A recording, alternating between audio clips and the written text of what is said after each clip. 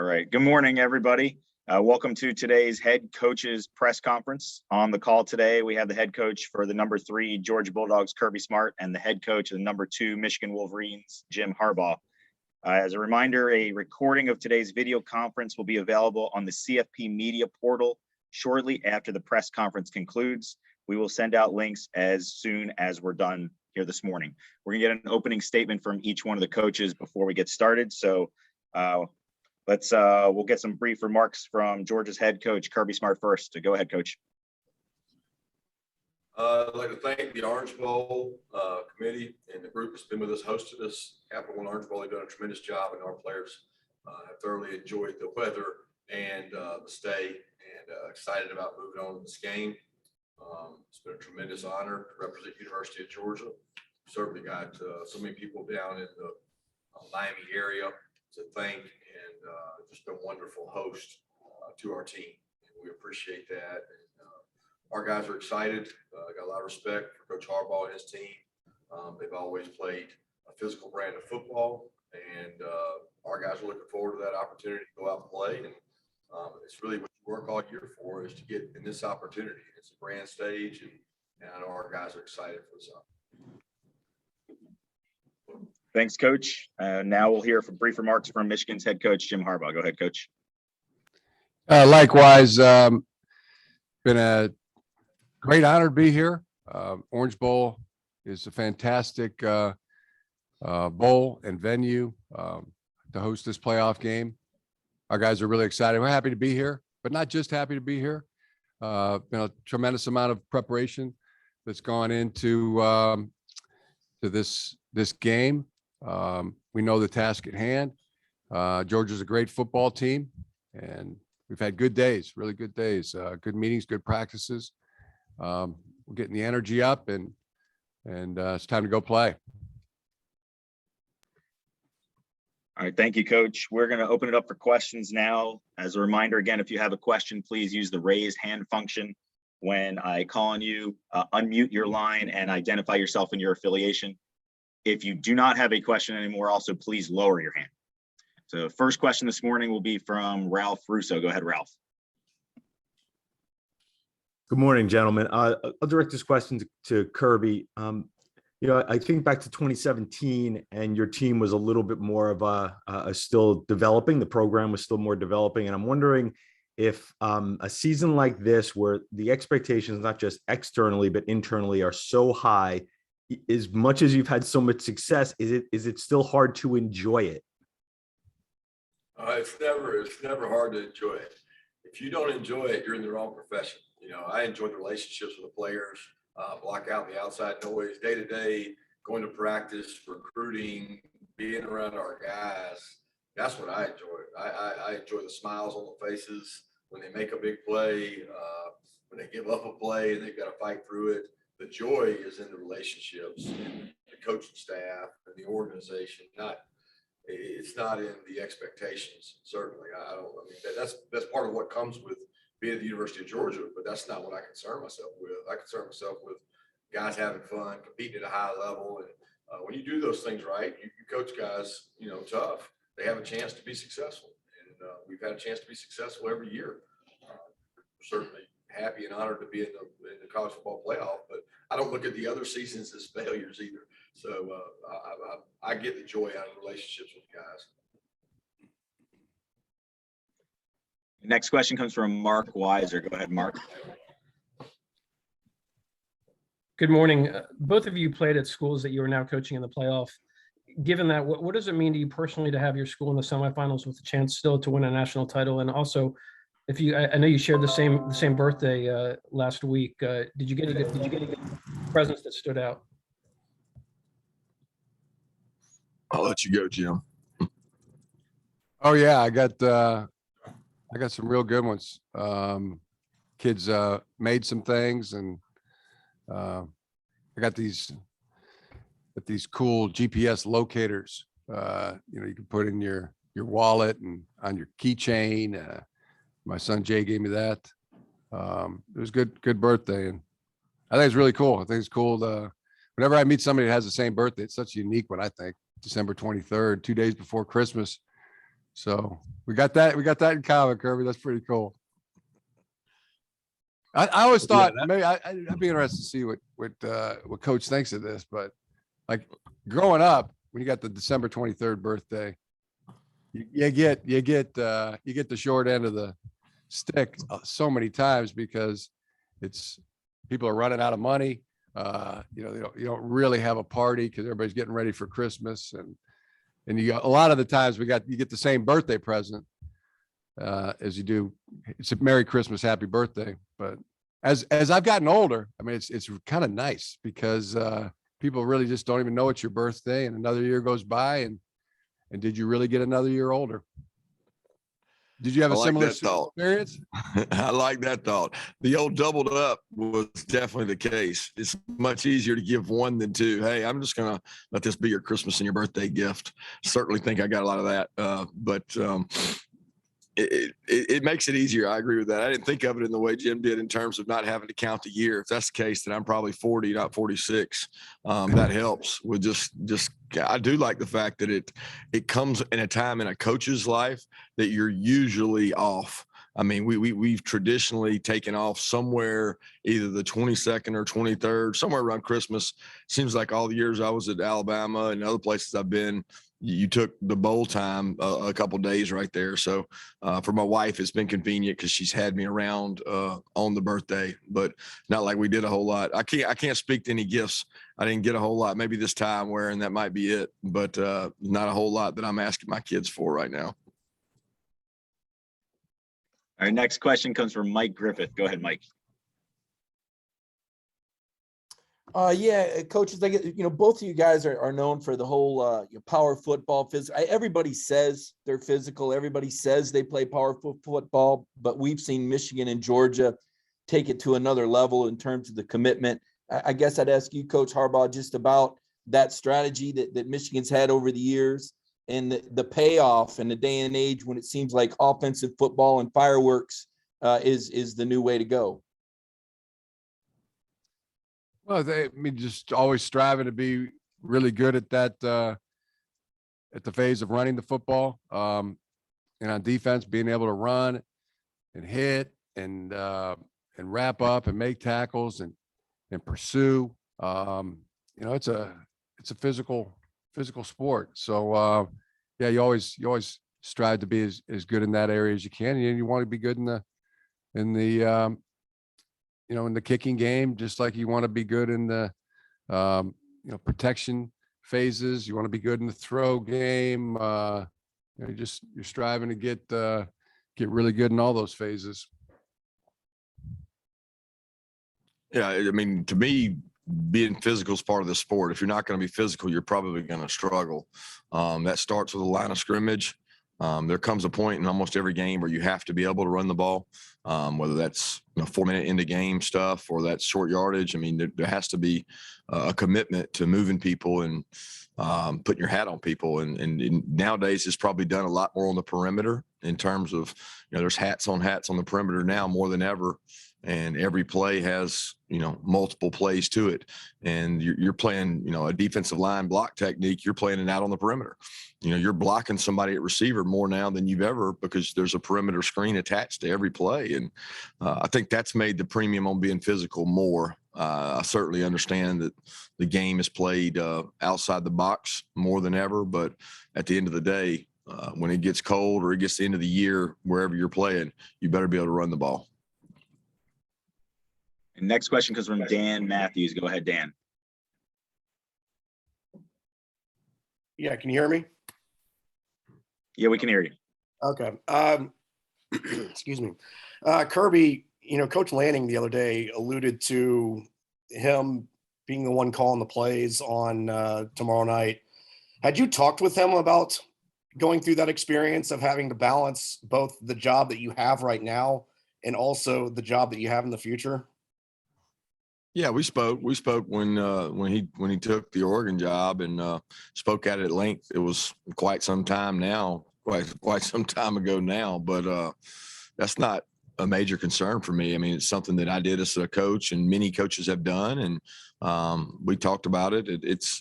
you know, there's not a 24/7 continuum on being just the coordinator. There's guys that you know, that have other things on their mind, and he delegates his time. I trust Dan. He's done a tremendous job here. Number one, he's a great recruiter. He's loyal to Georgia. He's loyal to these players he recruited. He knows for his sake and Oregon's program's sake, he wants to play well. And he's as invested in this process as everybody is. So that's not it's not a major concern for me having him call the defenses and being the head coach at Oregon. I've seen it done many times, and very confident that he's given us every effort he has. He's got a great staff with him, along with Coach Schumann and Coach Muschamp and myself. All have eyes over there. So it's not like he's alone, and he hasn't been alone all year. The next question is from Mark Stallworth. Go ahead, Mark. How you doing, Coach? I have a question for Coach Smart and Coach Harbaugh. First, Coach Smart. Todd Monken, he spoke earlier on this week on James Cook, but could you expound on his leadership and what he has meant to the team and your assessment of him during his 4 years at the program? And Coach Harbaugh, this is your third trip to the Orange Bowl in your coaching career and second with the University of Michigan, but your first time in the college playoffs. What will it take for you to duplicate your success that you did back in 2011 when you win your first Orange Bowl as coach? James has been a tremendous asset to our program. First of all, James is like a South Florida kid that's really tough, that loves the game of football. I mean, he wants to go out and play tackle every day. That's just who James is. He's like, let's go hit today. Let's go play tackle football, coach. He just grew up down here. He loves the game, wants to play well at home. His brother played in this game, Dalvin, and it means a lot to him to get to play down here. And he's been a great leader for us because, he speaks, people listen. He doesn't speak very often, but when he gets up in front of the team, people know it comes from the heart. And the way he practices and the way he plays, they respect him. So sometimes less is more. And with James, that certainly is the case. Yeah, to answer your question, we're gonna have to play good. It's gonna be about that for us to have a chance to be successful, chance to win. We're gonna have to play good, and probably right up there with our best. That's what it's gonna take in this ball game. Okay, next question is from Brad Galley. Go ahead, Brad. My question's for Jim. Congratulations on winning Coach of the Year, and I'm curious after the 2020 season, you guys have talked so much about this week and throughout the year. What was this year personally for you, and to win that award and to be here in the college football playoff? It's been great. As I said at the opening, I mean, we're happy. We're really happy to be here. And Coach Smart was talking about it, just a little bit ago, and it really resonated. Yeah, there's a great joy. There's a great joy around the team, the locker room, practices. It would almost be like if you weren't happy about that, then there'd be something else we got to look into. Why wouldn't you be happy? But not just happy. There's a real narrow focus that the team has concerning this football game, and making each day, making them good days, having great meetings, having great practices, get the energy up and go play the game. Next question is from Steve Hummer. Go ahead, Steve. Yes. Hi, for Coach Harbaugh. This a couple of crass money questions, if I could. I'm wondering how you reacted on a pride level to the concessions you had to make with the new contract, and B, what led to your the idea to donate the bonuses to people affected by the COVID, and has any of that money gone out, and have you heard from anybody affected by that? Yeah, I have actually. People have been very appreciative, and I was really happy to be, blessed to be in a position to be able to do that, and it really resonated with me. Something our coach, my coach, and a lot of our coach, Bo Schembechler, has a saying here at Michigan. It's says those who stay will be champions.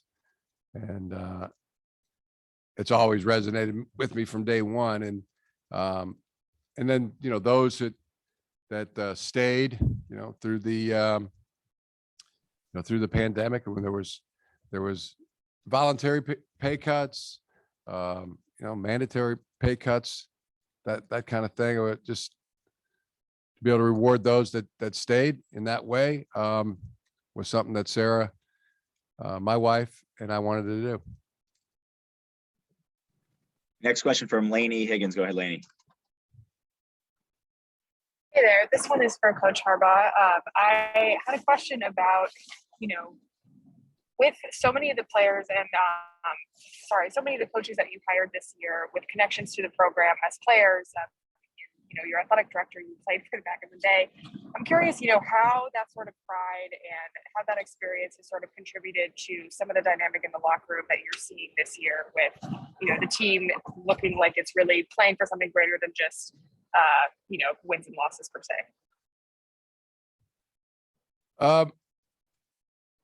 Yeah, playing for each other, playing for the love of the game, playing, to get practicing and to get really good at football. I mean, there's all those things. There's been, it's like we were talking about before. I mean, there's a lot of joy that players, coaches have. The relationships are tremendous, and everybody enjoys each other company. We came back here from a really tough practice on Monday, and then to see our guys, 50, 60, 70 guys kind of head out to the water and head out to the beach, and they were doing the chicken where they got the guy on their shoulder and they're tossing the ball around in the water and running around on the beach, and it's cool. I mean, there's a lot of moments like that. There's a lot of moments where you see that, whether it's coaches in the staff room. Gosh, we went to Joe's Snow Crab and had a nice dinner as a staff, and it's just easy. I mean, guys are there's a great camaraderie there, and fellowship among the coaching staff. You enjoy each other's company, and I see that with our players as well. So it's wins, it's games, it's touchdowns, but there's a lot more to it. And like Coach Smart said it really well earlier. There's a lot to it, and there's those relationships are huge. Okay, next question comes from Austin Meek. Go ahead, Austin. Jim, is Dax Hill with the team this week in Miami? Well, his status is going to be questionable. He's working through something right now, and we'll know more today, whether he'll be able to play. Next question's from Andrea Adelson. Go ahead, Andrea. This question's for Jim.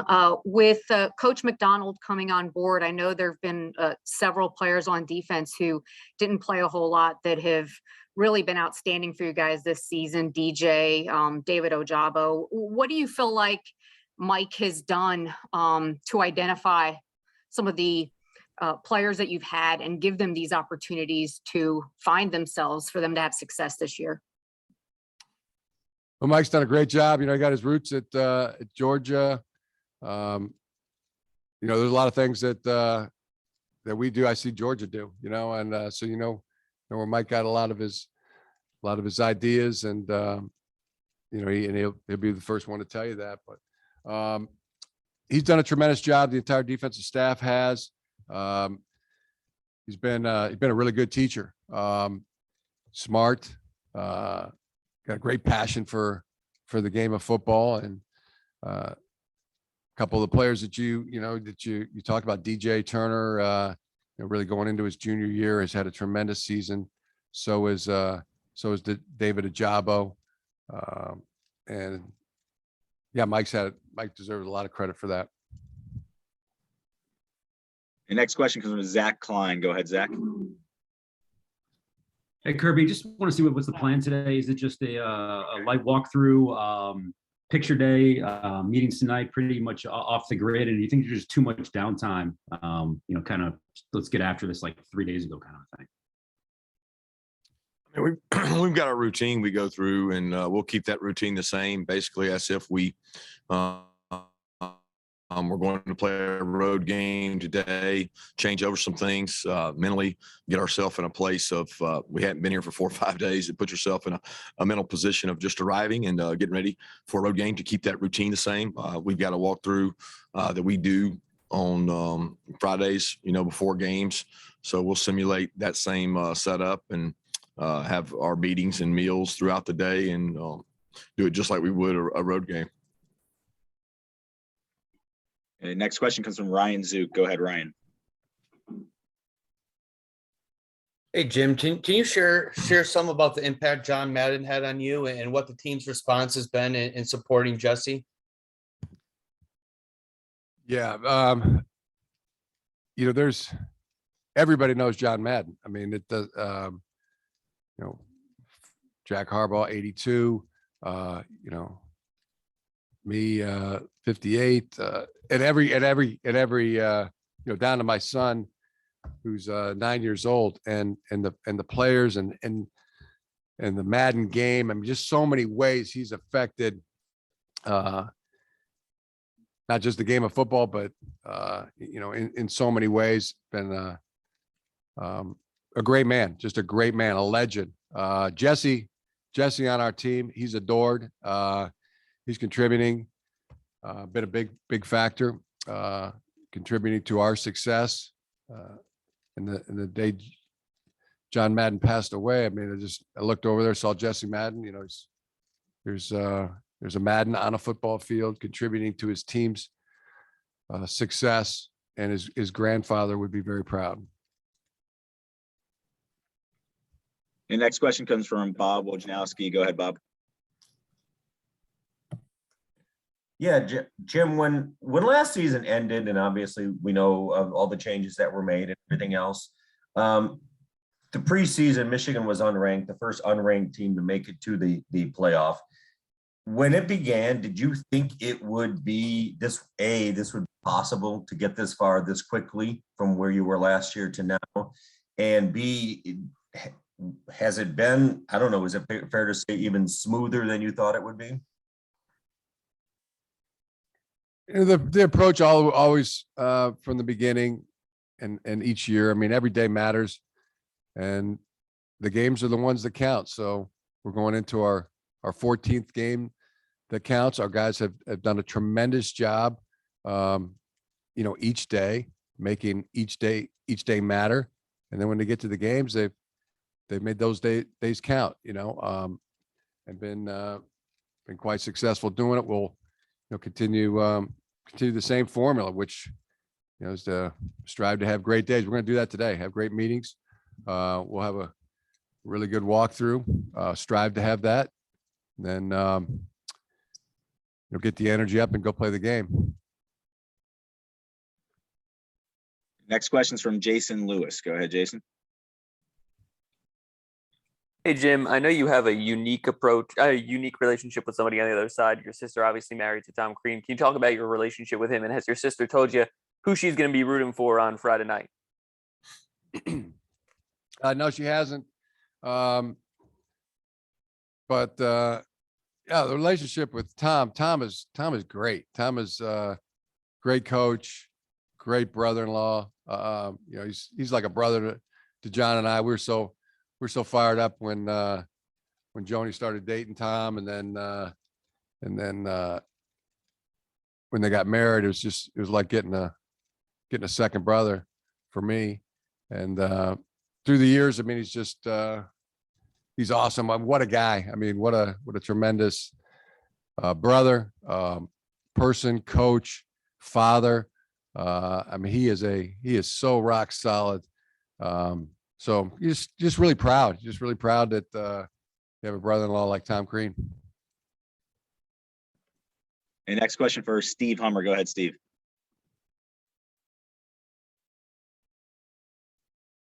Yes, Coach Harbaugh, getting back to my first part of my question before, how did you react to the new contract and some of the concessions you had to make? And how did you kind of realign your, I don't know, did that hurt your pride at all? I reacted, no big deal. Attacking each day with an enthusiasm unknown to mankind, as always. That was didn't really mean anything to me. It's just money. Big deal. All right, next question is from Blaine Gilmer. Go ahead, Blaine. Yeah, Coach Smart, I know you've talked several times about how saying it's unrealistic to say that guys are going to, jump into playing time spots that are younger over just bowl practices. And I'm not saying that, but have there been any guys that have just impressed you in general, maybe the younger guys through the bowl practices? Not saying it's going to lead into playing time, but just impressed you in the bowl practices. Yeah, we've had some really quality, especially early on, getting after it and letting guys scrimmage and go play. And, so many of these young guys are coming off COVID high school careers where they got shortened seasons. They didn't get spring practices. They were unable to have a spring here. So there's been some guys that have done some good things. I thought that Micah Morris has really stepped up and played really well in the offensive line, both guard and tackle. And Dylan Fairchild's played well, played really physical. Both those guys are going to be, high quality, really good football players. Seen a lot of promise out of Smile and Pop at linebacker. I mean, those are guys that we're counting on for the future, and they've gotten a lot better. And then, the young DBs got a lot of reps in the last 2 weeks. They've gotten a lot of work all year, mostly as twos, but they've gotten a lot of work here in the last couple of weeks of scrimmage and did some things. So there's been a good group of guys that have gotten quality work. A couple of our walk-ons that we got last year have made plays and done some things that are going to help us. So we go back and go to the core fundamentals and go back through special teams and try to teach and develop these guys because so many of them, they want to play at the next level. And part of the special teams aspect is big, and try to go back and really compete and have fun. And those guys have done a great job of that. Your next question is from Vance Levy. Go ahead, Vance. Yeah, this question is for both coaches. Congratulations to both of you for making it to the semis. You're both obviously perfectionists that demand a certain level. Are y'all able to take it in yourselves and really relish in what you've accomplished? And then secondly, do you think college football is ready for a CEO or a czar or someone to help, be more unified in decision makings, et cetera? I'll just start. Really happy to be here. And proud of our team for getting here. Got a really tough Georgia team to play. And hopefully that's coming through. I mean, enjoying the heck out of it, and can't wait to watch our guys go compete. Same way for us. I mean, it's an awesome opportunity, being able to be a part of a lot of big games like this on the CFP stage and then back in the BCS stage, and just watching the guys play. It's memories for a lifetime. As a coach, you hope to be back. As a coach, you've been here before, but it's the players that it's really about. I mean, it's about these guys enjoying it and going out and competing and making memories of a lifetime, and just thankful for the opportunity that college football gives us. And as far as a central person, I think that's great in theory. Maybe it's not as simple as that for the world of college football to have somebody, because you're representing a lot of interest from all across different conferences. But I think in theory, it would certainly be beneficial. The next question is from Jake Roos. Go ahead, Jake. Yeah, this is for both of you. I feel like there's a lot of comparisons made amongst fans, the media, that you guys share some similarities, personality-wise, program-wise. Do you see a little bit of yourself reflected in each other and in each other's programs? And, what would be some of the main differences you might notice as well? I think that's hard to answer because I don't know if I know Jim well enough for that. I have seen him throughout the years compete and go to camps and work out with kids. I remember in Alabama when he played a little football down in Prattville, took his shirt off. I could never do that. He can get away with that a lot better than I can. So I have to keep my shirt on. But he's a lot of energy, and I know the recruiting events I've been to in the camps. He certainly coaches with a passion and style that I certainly admire and respect. Yeah, that was shirts and skins. You know, it's like I wasn't trying to take my shirt off to like show off or anything. Certainly not a lot to show off, but it was an old fashioned shirts and skins game. But probably, you know, just a lot of similarities. You know, both football coaches doing what we love. You know, I can tell, listening to the coach, you know, talk about his team. You know, feels that's the way I feel. You know, you're in it for these relationships and these long and trusting friendships, and you know, trying to get good at football. So I see those similarities, and I've been to those camps too. And Kirby was right down in there, you know, right down in there, running the drills as well. So let's yeah, probably a lot more similarities than differences. And next question from Ralph Russo. Go ahead, Ralph.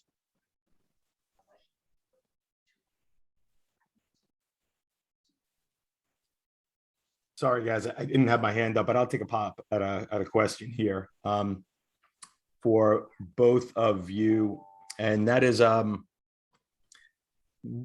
when you come into a game like this with different, it kind of alludes back to my first question to Kirby. When you come into a season like this with a little different dynamic, is the ride to get to the top sometimes a little more, I don't know if enjoyable is the right word, or there is some different meaning in the ride to get to the top as opposed to when you have already reached the top? Is there a different dynamic to a season when you feel like, you know, you're sort of building to something as opposed to you've already accomplished it?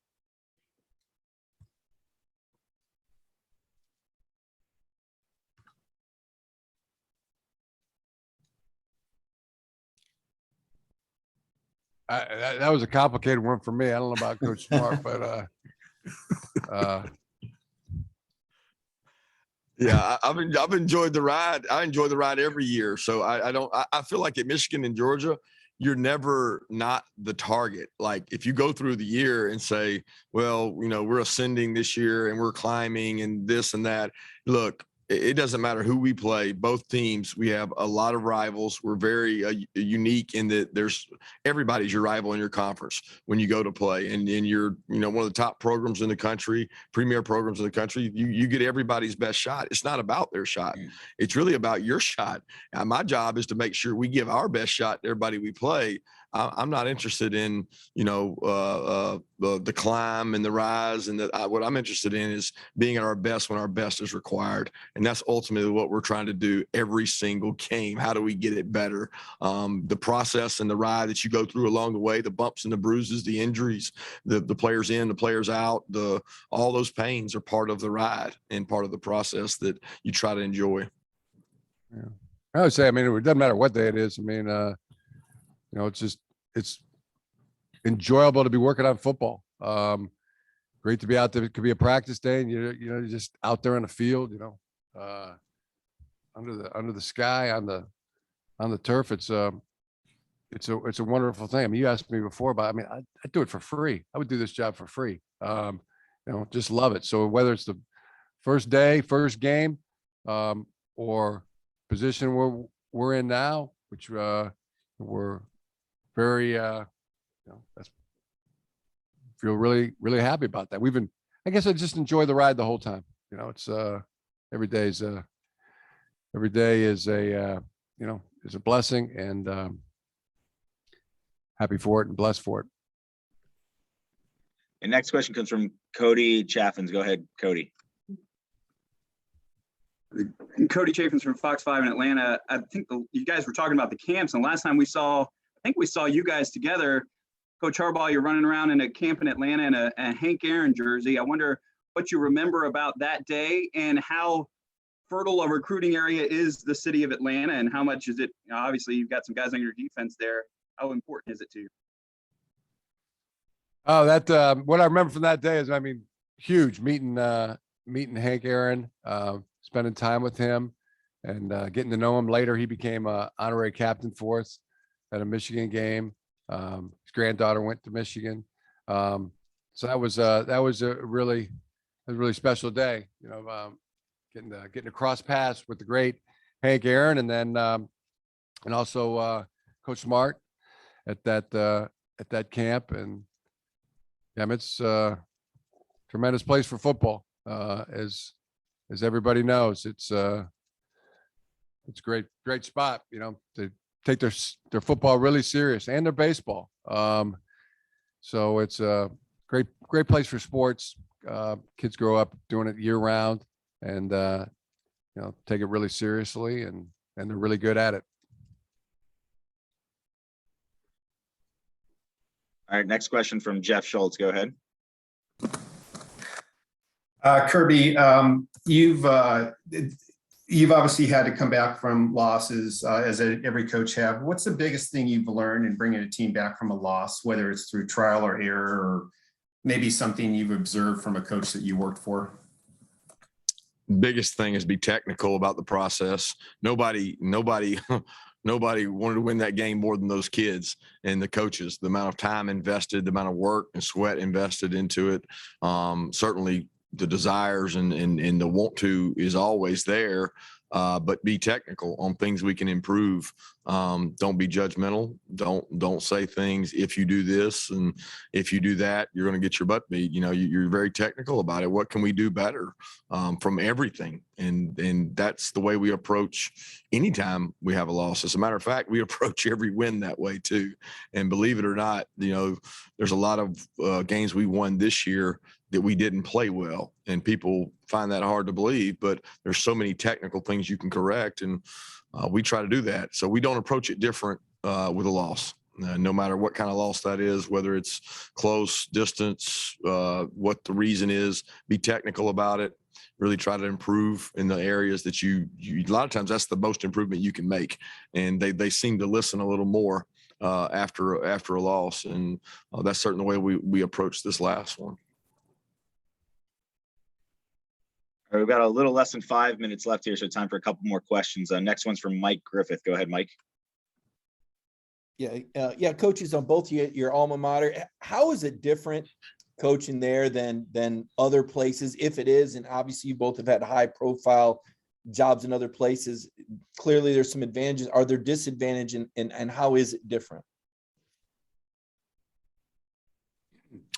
Biggest difference to me is the tie-in of the amount of your time. I know since arriving in Athens, you know, there's a tremendous amount of support and encouragement, but you being a former player and alumnus, you know, there's an expectation of time of the people you had relationships with, the people you played with. It now transcends when I was here to before I was here to when I left. You know, everybody wants some part of that time. I never felt like at other jobs that I owed that. You know, it was like I could go do my job and really work hard on the football piece because you weren't tied into so many other commitments. Now, I also was not the head coach, but I think the biggest difference is you feel an emotional tie, you feel a gratitude, you're able to sell that in recruiting. But the hardest part is just the time commitment to so many that have an expectation of it. For me, it's been great. Enjoy the heck out of it, and there's no downside. Just really honored to be the coach here, and it's always been a big team effort. I mean, that's the thing that I learned as a player here. I mean, started by Bo Schembechler. You know, it's all about the team, and and we try to continue that, you know, that idea, that legacy. None of us is as smart as all of us, and you know, as a team, the more we play like a team, the better off we're going to be. All right, two more questions. Next one's from Angelique Changlis. Go ahead, Angelique. Jim, Andrew Stuber, I think it was yesterday, was talking about how encouraged he is by this offensive line, the conditioning, the mental approach in late game situations. And I was wondering your impressions of that. And also for clarification, I was just wondering, is Dax in Florida? He's not right now. He might be. So it's there could be, he could be here today. He may not, but not currently in Florida, no. Could you respond to my other question about the offensive line, please? I think you kind of cut yourself off. What was the question, Andrew? The question was, it was just, I had asked Andrew Stuber about how strong this team, this offensive line has been mentally and conditioning wise in late game situations, particularly late in the season. And I was wondering your impressions of that. Yeah, I'd agree. Been fantastic. Been strong. You know, and that shows up in a lot of ways. I mean, the group has stayed healthy pretty much all season long. The starters, you know, have remained healthy and available every game. You know, they look like they're moving around in the fourth quarter as well as they were in the first quarter. So in shape, strong, you know, smart, cohesive group. Yeah, would agree with that all the way. Okay, last question this morning from Bob Wojnowski. Go ahead, Bob. Yeah, Jim, just a quick follow-up. At an ESPN interview you did, I think maybe last week, you talked about before the season bringing the buzz back, and where is the buzz right now about Michigan football? Do you feel like that is back, and do you personally feel rejuvenated? Yeah, I feel like the buzz created some new buzz. This 2021 team. Yeah, let's face it had died down a little bit, and I do feel like our guys have created some new buzz, and it's been a good thing. All right, coaches, thank you for your time this morning. We appreciate it. Look forward to seeing you tomorrow night. Thanks. Thanks. Well, that concludes our head coach's press conference. The press conference will be available on the CFP media portal. As a reminder, today, the AvMed Orange Bowl Coaches Luncheon presented by Auto Nation is today. That event, which is available for B-roll only, starts at noon at Jungle Island in Miami. After the luncheon, there will also be media availability with Orange Bowl CEO Eric Palms and Orange Bowl President and Chair Jack Seiler. The Capital One Orange Bowl trophy will be on display for photos and video at the conclusion of the luncheon. Shuttles will depart from the media hotel at 11 a.m. for media looking to capture the duration of the luncheon. Media looking just for the post-event media availability can take the second shuttle, which departs at 12:30 p.m. And lastly, the media party is tonight from 7 to 10 p.m. at Rooftop in downtown Fort Lauderdale. Due to safety precautions, again, we politely ask that the media do not bring guests to this private media event. Please wear your credential, as there will be a check-in desk at the entrance. Shuttles will leave for the media party at 6:40 and 7:15 from the media hotel, with return shuttles at 9:30 and 10. We look forward to hosting everyone for light dinner and drinks tonight. Thank you. Enjoy the rest of your day.